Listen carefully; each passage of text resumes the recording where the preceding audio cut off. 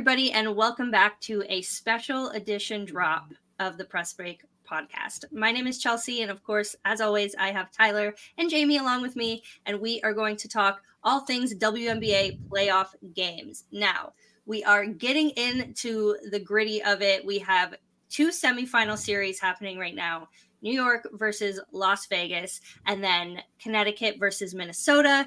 Obviously, the top 4 teams in the league all season, and now, is when it counts. So they're in 2 semifinal series, best of 5 series. If you're new to the WNBA format, the first series is best of 3, and then as soon as we get to round 2, it moves to best of 5. So now it's best of 5. So tonight's games are not elimination games for these teams, but it is the last time that these teams will have home court advantage for the higher seeds. So a lot going on, a lot to talk about, and a lot to discuss.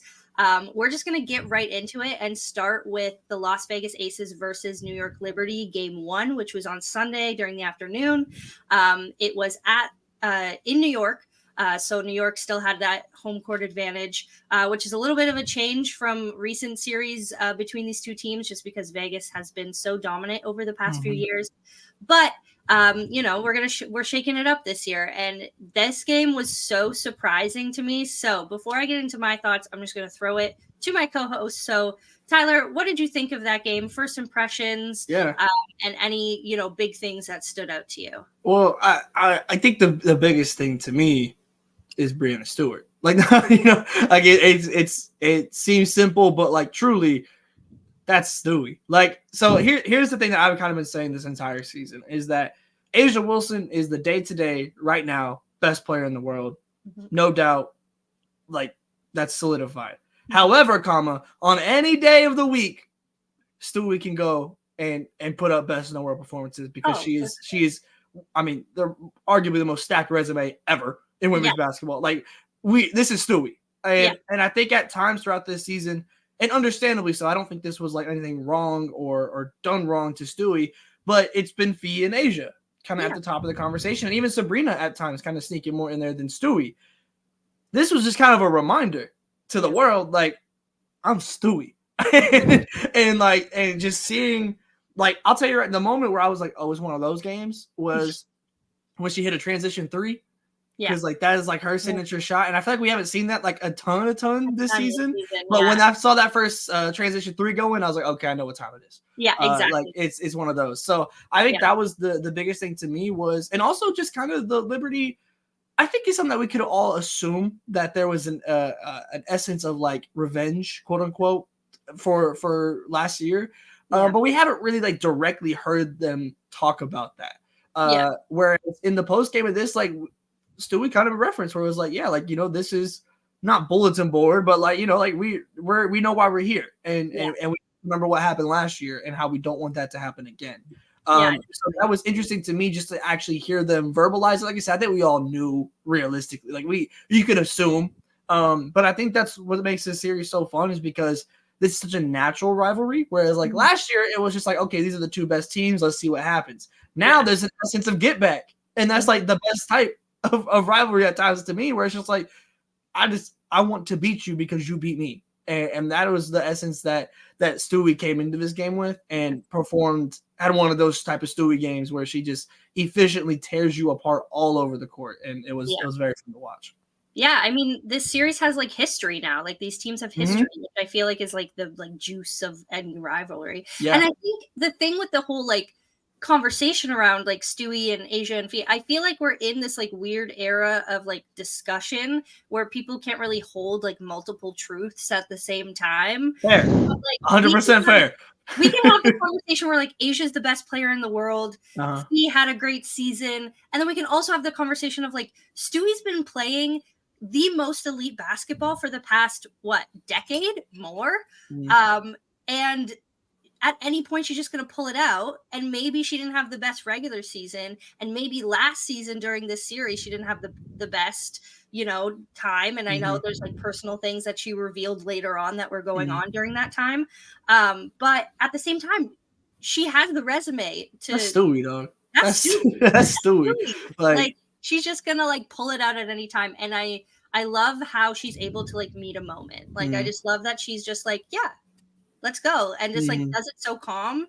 And yeah, I was really not surprised, but like it was really nice. And I think it was during that transition 3-2 where I was like, okay, this is a Stewie game, and I love a Stewie game. So yeah, Jamie, what did you think about this initial game, and what were your thoughts going into this series? Yeah, I mean, right off the bat, first of all, like nuance. We don't know her. Like, let's be real. But no, it was very interesting to kind of follow along with this game because full transparency, your girl was calling, what was this, Sunday soccer, college soccer. So I was occupied for most of this game and able to kind of check in here and there live at least, and then was able to like go back later, get into it more. But yeah, definitely surprising off the bat. Did not expect quite the start that the Liberty had. I think that you do anticipate a high level of competition in these games for sure.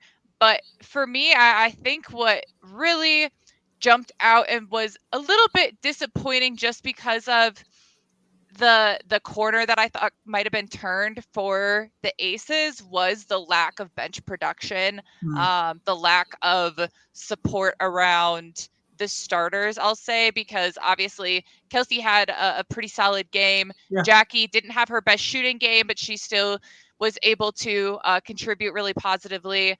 And then Chelsea struggled to shoot again, but we know what she does on the court. To have basically nothing from Kia, to have basically nothing from Tiffany Hayes, at least offensively. And then Alicia at least had some contributions, even though she had some foul trouble.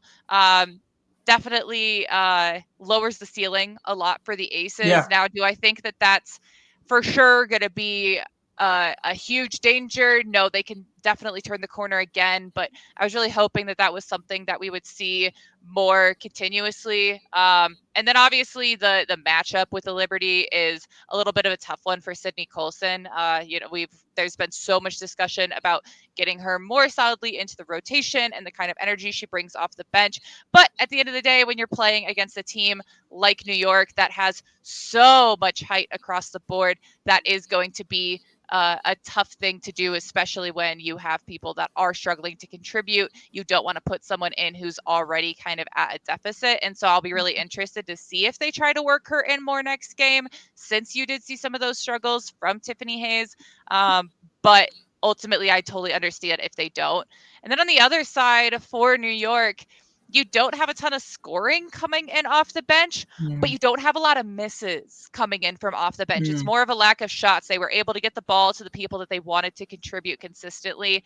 And so it's just a really different approach there. I would like to see more from the Aces bench. That's obviously a kind of common refrain, but to get this one, if they want to snag one on the road, that would definitely be huge, because then you can split them there and have the opportunity to clinch on your home court before, if eventually the series gets to 5, then it goes back to the higher seed. So I know that this is a huge game. Every game at this point of the year is like, that's obvious, but definitely I always just look to the bench. Like I said it last week, I'm going to continue to say it. That's the separator of the elite of the elite when you get into the postseason, when you get these really quick turnarounds where you have a whole day of rest. Wow, and so it's tough in game 1.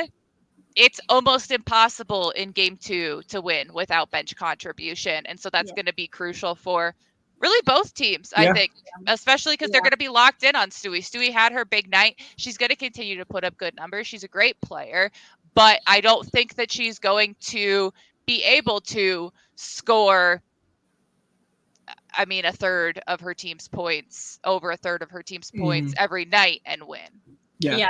I mean, I think that's been the whole conversation around this matchup this year, is like the lack of depth on the Aces team in comparison to the Liberty, who have really like spent their year since they lost just like addressing that need. And I mean, they got so lucky in Leone Fibish this year, because that was just like incredible. Yeah, like revelation oh, of a player, truly. Like she's truly, been like, fantastic. Yeah. and like I feel like it's unfair to call her a rookie. Like she's just by a technicality a rookie in this league, just because she hasn't played in the league, but she has so much good experience and she has played like all over the world. And I think that's like such a good, I know we have this conversation of like whether it's beneficial to play overseas, but like I feel like in her case it was before coming to this league. 100%. And then I feel like the other thing that really shocked me on Sunday with this game is like how Becky Hammond didn't really go into her bench when it came to bigs. Like you had Kia Stokes on the floor. The Liberty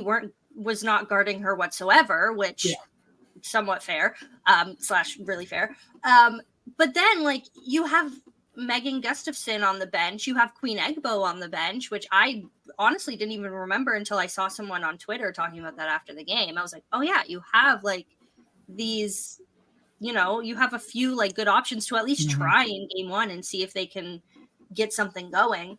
But like, yeah, and then it's hard because the Liberty have such good front court players. I mean, there's Stewie, obviously, who we've talked about, but then you also have Jonquel Jones, who is a former MVP of this league and who is dominant on both sides of the court. And poor Asia is having to deal with all of this. Well, she's having to do both, which is what is confusing to me, is that they're kind of asking her to defend the 4 and 5 at times. Like it feels like in split in between that. And frankly, for me, we've seen how the Liberty have struggled to get Jonquel Jones involved at times. And at some point, and I completely understand that like you need Asia on the offensive end and the energy that it takes to have Asia on Stewie is a lot. And so I completely understand that. However, if at some point I would love to see Asia on Stewie, especially in game 2. If we see one transition 3, put her on her. Because we know what time it is at that point. Exactly. But yeah, and then I mean I get the struggle of like, okay, once Jonquel Jones gets going, that's just gonna be a machine. They're just gonna feed her and feed her and feed her and feed her. So I understand like guarding Jonquel, but then who's gonna be on Stewie? I'm forcing Jonquel to be the productive one and the engine of this team before Stewie 10 out of 10 times. And that's that's not even like a knock on Jonquel as much as, even though I mean Stewie. So like it's not, you can say that about anyone. I'd rather pretty much have anyone else trying to produce over Stewie as the engine. But I think part of that is also, like I said, we haven't seen the Liberty really being able to consistently get Jonquel involved at a high level of production on the scoring side. So I'm forcing my idea is make Jonquel beat you, and she certainly can. Don't get me wrong. But there's not many other better options on the court at most times for the Liberty because of how talented they are. Yeah. And go ahead, Jamie. I was going to say that, I mean, part of the whole like Stewie and Jonquel dynamic is that Stewie kind of epitomizes the whole idea of positionless basketball, right? Where she truly can create at every level for herself. She is capable in every place on the floor. And Jonquel is pretty much the best of the best as far as like a 5 at that. But she is at the end of the day a 5. She's not going to consistently bring the ball up the court, make a dribble move to create for herself and finish all on her own. Stewie will do that all day if you allow her to. And so you have a lot of extra steps involved to get Jonquel going offensively as opposed to Stewie. And so you can exert more pressure on Jonquel while also making it even more difficult just by exerting a little bit of pressure around the guards.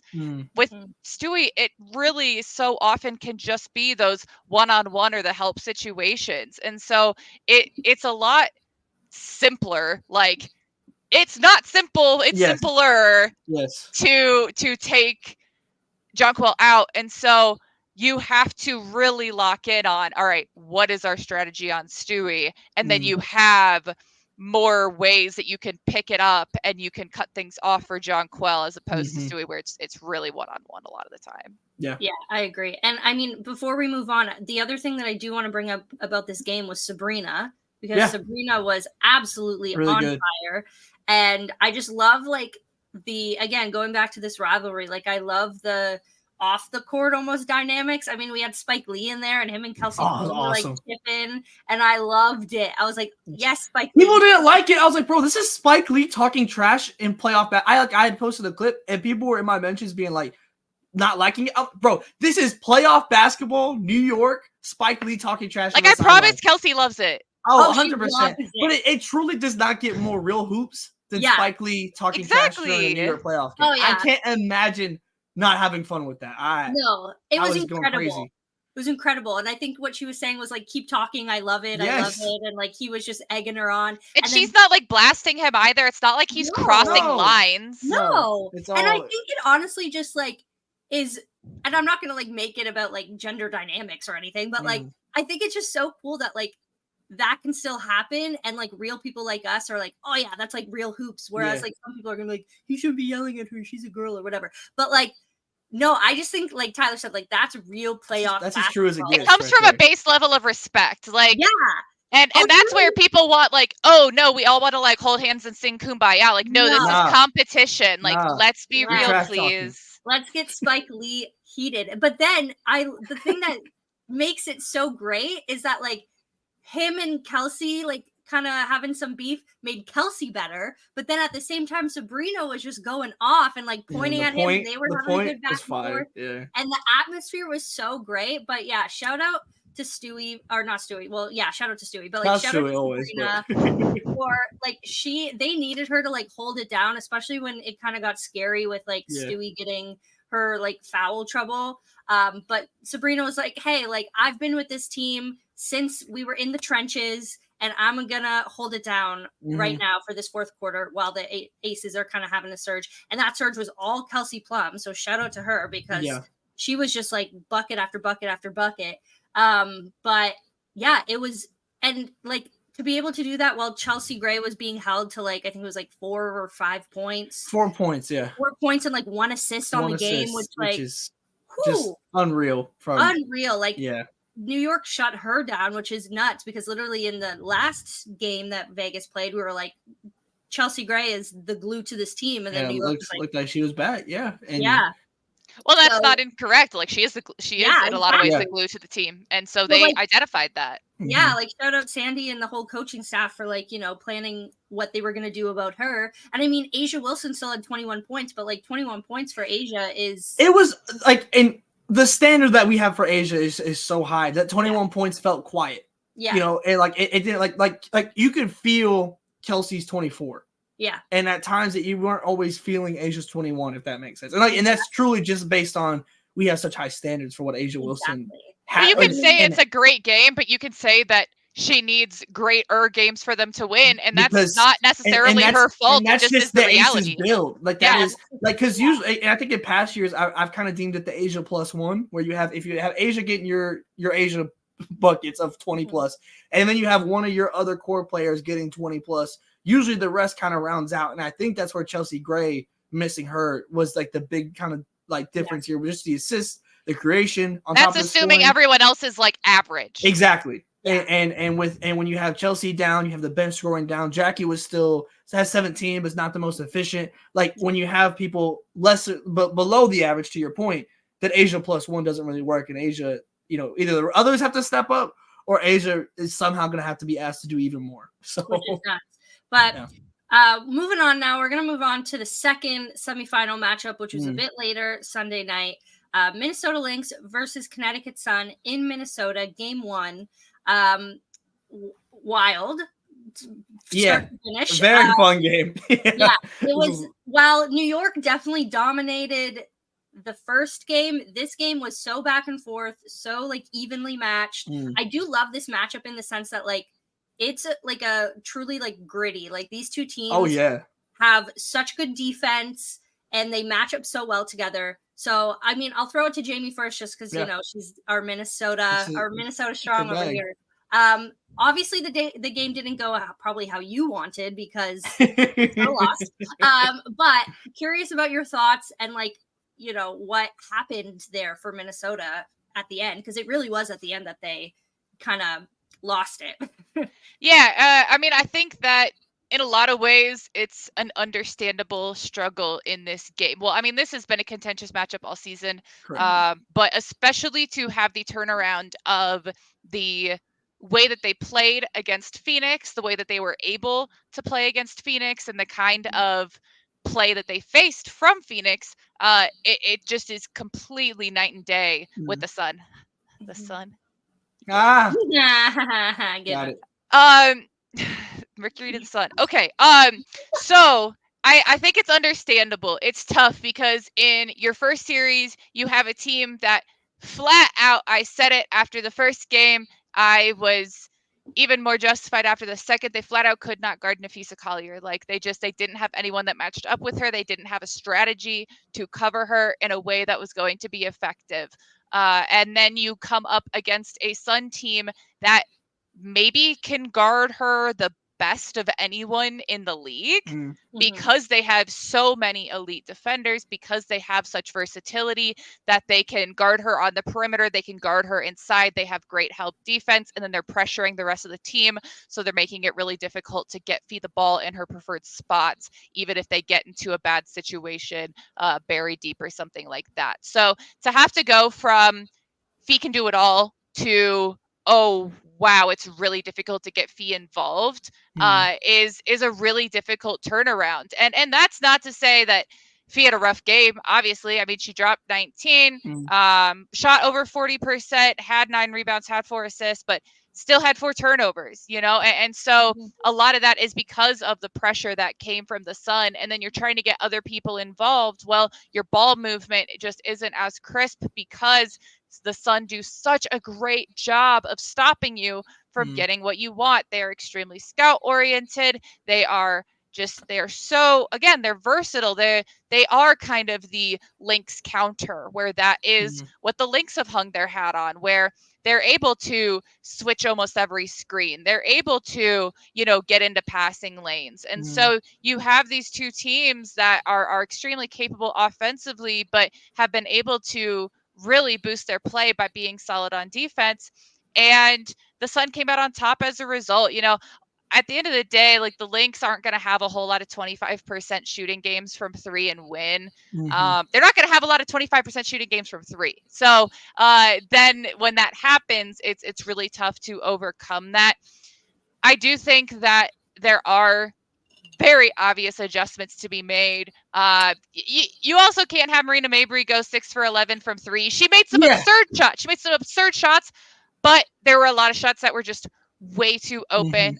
You can't lose her. Alyssa Thomas down the stretch was incredible. My husband and I talk all the time about, and this is obviously like all over the league, I think there's been a lot of discussion of, in some crunch time situations, it's been a little weird that Alyssa Thomas hasn't taken over the game in some particular moments because of the matchup nightmare that she presents, even if she isn't shooting a lot of jumpers, which she has picked up a little bit more recently, and really had success with it. So big boost to her confidence, I guess, in a incredibly important time. But she was so crucial, very nearly got yet another postseason triple-double. But yeah, I don't think that this is going to be a runaway either way. I do think that the Lynx have a solid shot at getting this one tonight, just because of the struggles they had in so many facets of the game. Like, I do think that they probably shoot better. I do think that they probably can defend people a little bit better, at least 3 points better. But this is the series that I think actually both have a great shot at going to 5, but I really think that this one likely does. Yeah. I'd put my money on 5. But I echo, what do you think? Yeah, I echo all that completely. If I told you that a team was going to shoot 40% from 3 and, lead the game in assists, it wouldn't be the Sun that I'd guess. And yeah, here we are. So that is, I mean, to your point, and what Marina brings, and like the difference of the offense for the Sun when Marina's off the court compared to on is crazy. Like just the different variable that she brings, and just even just the threat of her on the court is such a major boost to the Sun that just in past years they haven't had. Like, and we've talked about it before, but like this, to me, this is the most dangerous edition of this Sun era of basketball, and it all comes down to the midseason trade of Breanna Stewart, just because she can do this. Like she can go in and do this. And Jamie, to your point, like the way that to me, I think the way that the Sun were able to attack passing lanes by just being aggressive over screens and everything was so it was just throwing the timing off, even just by a second at different points in a possession or getting the tip pass or whatever.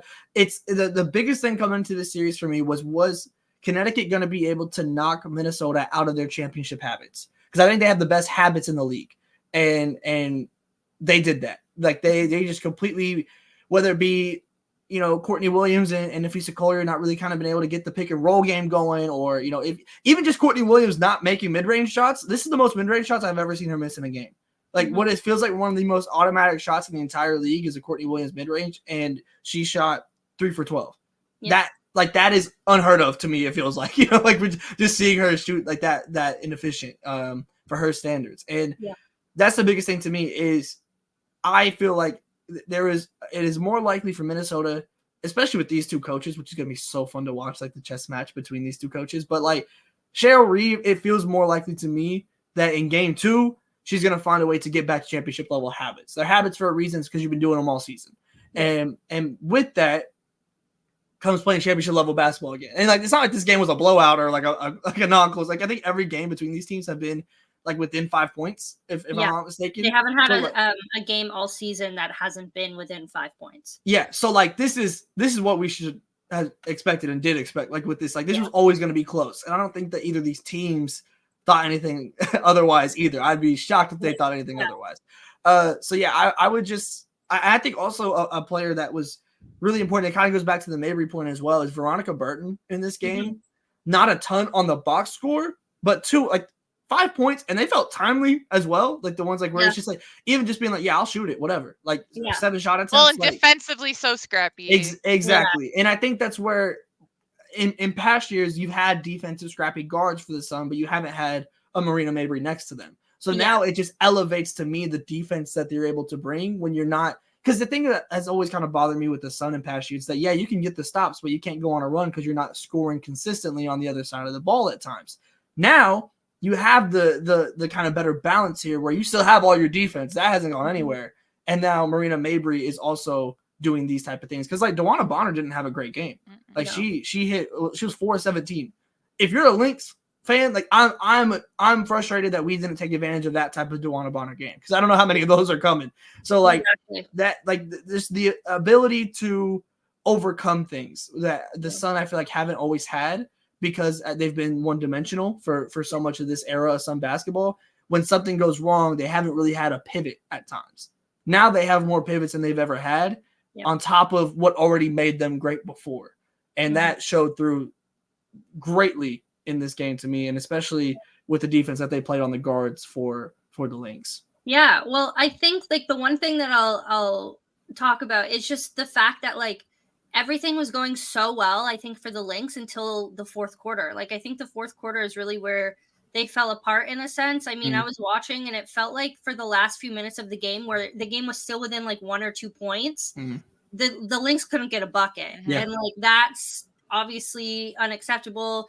And it honestly sucks more when you lose a game like that than like say the other game where the Liberty just kind of like blew out the Aces. Like it's hard, like it sucks more because you were so close and it was a free throw here or a missed bucket here or a missed, shot. And I just think that like those closing moments are so important in playoff games, especially when you have a matchup that is as close, because you know that Breanna Stewart can just make a bucket, dagger.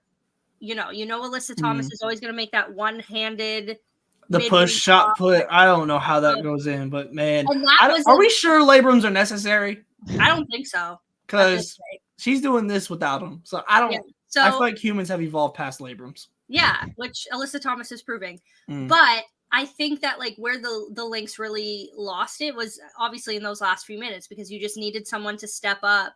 And the Sun just had their players step up and the Lynx didn't. And I mean, it sucks. But I do think that they're going to recover. So, to finish off, our discussion today, I just want both of you to kind of give a quick, like, because tonight, this is Tuesday. We're talking Tuesday.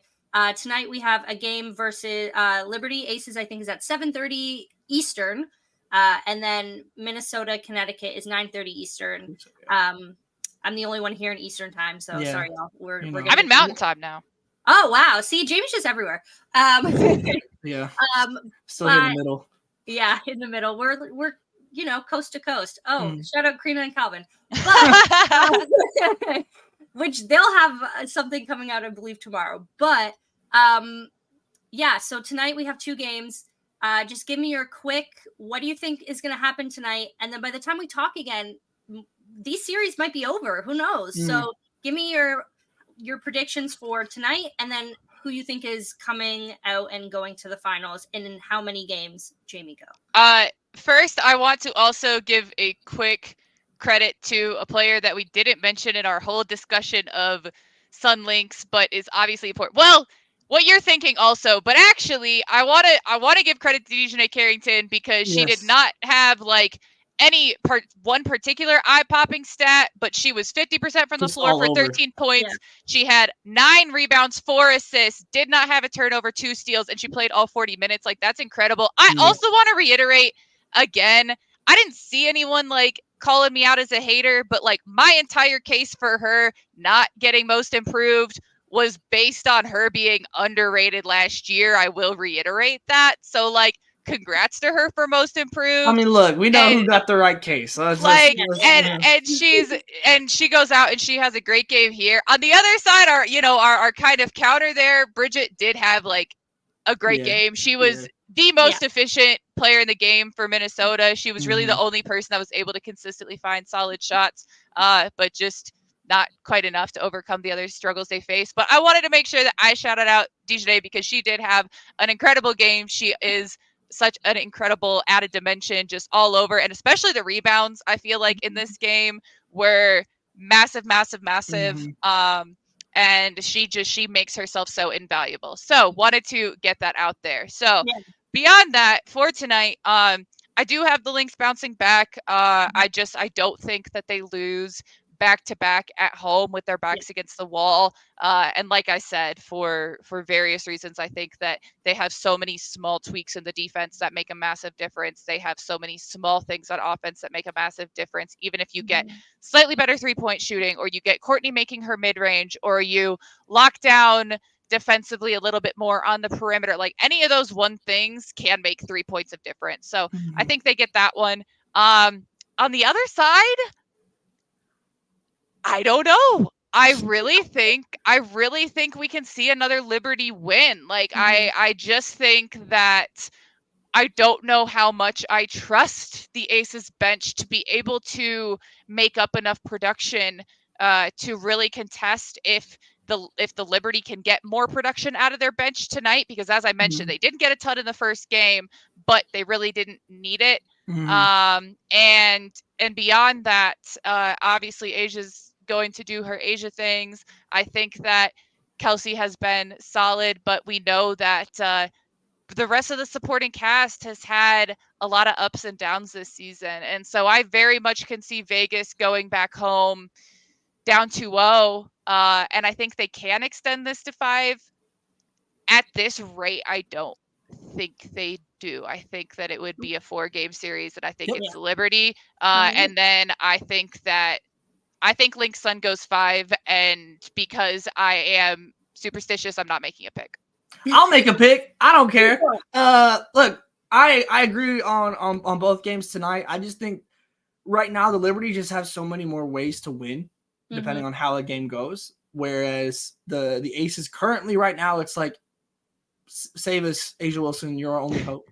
It is, and frankly, not a bad strategy, because that's Asia Wilson. But like it just feels like when the chess pieces start moving, the Liberties they're just always gonna have more pieces on the board, and being able to kind of mix match and everything on top of just already the talent that they have. So I think the Liberty win at home today. I'll say Liberty in 4 is my guess. I think the Aces would pick up 1 at home. But I don't see them currently winning this series unless there is some revival of past Aces play. Because right now, Asia is still at the top of her game, but it's not. This isn't the dynasty aces that we saw dominating last year. It's just not. And for the other season or the other series, excuse me, I have the Lynx also winning today. I think that we, like you kind of mentioned, I think they get back into championship habits, and then we see another shift in game 3. I think this is going to be such a back and forth series of just moves and adjustments and so many different things that, and we know both coaches are willing to do that. And like, it's going to be a chess match the entire series that I think will also go 5. And I think that's where the Lynx will pick up a win at home, and we end up with a Liberty Lynx finals. I just think they're the 2 best teams in the league right now. I think Connecticut has improved so much so quickly. It's really from like kind of the Olympic break on. We've seen this kind of crescendo that has now happened in the playoffs, especially. And what happened at the break? You added Breanna Stewart. Look at that. Look at that. Look at simple math. I love when math is simple. That's my favorite type. But yeah, so I think Connecticut has made this like prior to, had you told me this series was going to happen at the Olympic break before we really saw Breanna playing, I would think, okay, yeah, Minnesota probably has this pretty well, and especially as we went past the Olympic break even, like, and we were still kind of just seeing the Sun figured out while Minnesota was just rolling. I'd imagine like, okay, yeah, Minnesota, I feel pretty confident in picking them. Now this series has gotten so much closer just with how well Connecticut has been able to play. So I think it goes 5. I think at that point, it goes to Minnesota, but this one's gonna be tight. Like I that is a very iffy pick. I'm much more confident in my Liberty pick than this one. I agree. For that Sun Lynx, I do think like this is one of those series where, of course, home court advantage gives you a little bit of an advantage, but I don't think it's really something that can turn a game either way. I do think that it will go to 5. I agree with all of your points. I think it's going to go to 5. I'm going to say the Lynx just because, I don't know, like I want Bridget to make it to the finals. I think they've been. You just got an agenda. I respect it. Don't get me wrong. I got an agenda. I want a Canadian in the finals. We haven't had that in a very long time. I mean, Kia, but that year she was injured for the final. So it was like, bittersweet. But I wouldn't be surprised if it was the Sun either, because they've just like gotten so good at the right moment. But I mean, we'll see. And either way, I'm not going to be surprised, but I'm going to say Lynx in 5. And then on the other side with Liberty Aces, I think it's the Liberty's championship to lose at this point. I think that they're determined. I think that they are going to win tonight. I do think the Lynx are going to win tonight, get one at home before they head on the road. I think the Liberty are going to get both at home. And I am not sure, unless Becky Hammond pulls something out of her hat, out of her bag of tricks. It's just so hard. The blazer hoodie. Yeah, the blazer. She pulls something out of the blazer hoodie pocket. Yeah. I just don't think that team, again, like has the personnel to stop the Liberty, who have truly been having that momentum all season, and they have an agenda. They want revenge. They want to go to the finals again. And so I do think it'll be Liberty in 4, which will be kind of hilarious to see them win the series in Vegas. When Vegas, didn't they win the championship in? Yeah, they won the championship in New York last year. Yeah, and I mean, in terms of tonight, I mean, I think the Aces are definitely going to try and stop Stewie more, but I do think someone like any person on that team has the ability to have a night. So Sabrina is going to be out there. Leonie could do a thing. Absolutely. Yeah, they got so many weapons. They got so many weapons. So yeah, but I do think that the way that Marina Mabrey is playing right now is the reason that I'm saying that I wouldn't be surprised either way for the Lynx Sun series. So again, I feel like every episode we say shout out to this trade, but it was truly the trade. It keeps reaping the benefits. If they keep benefiting, I'm gonna keep shouting it out. Yeah, and I will say at some point we're gonna get to expansion draft minutia, because that just came out this week, but that's definitely going to be so interesting based on how the makeup of these teams are right now, and how they have just so many players that are coming out. All 4 of these teams have such deep rosters, so I'm going to be curious to see how we shift going into next season. But that's a conversation for another day. You'll have to come back and watch us again in a few weeks when we talk about that. But yeah, thanks for watching. Today's Tuesday, so catch the games tonight. And then we'll have a full rest of the week of podcasts on her hoop stats. But for the press break, that is it for today. We'll see you next Tuesday for another edition. I mean, maybe we'll be talking about the finals. Maybe we'll still be in round 2. We'll have to see. But I'm Chelsea, Tyler, and Jamie, as always. Thanks for having a great playoff conversation with us. Make sure to follow her hoop stats, subscribe to the YouTube, or follow us on Spotify. Catch us on Twitter. The 3 of us have our Twitter handles in video. So, hit us up there. Give us your playoff thoughts. And yeah, we'll see you next week.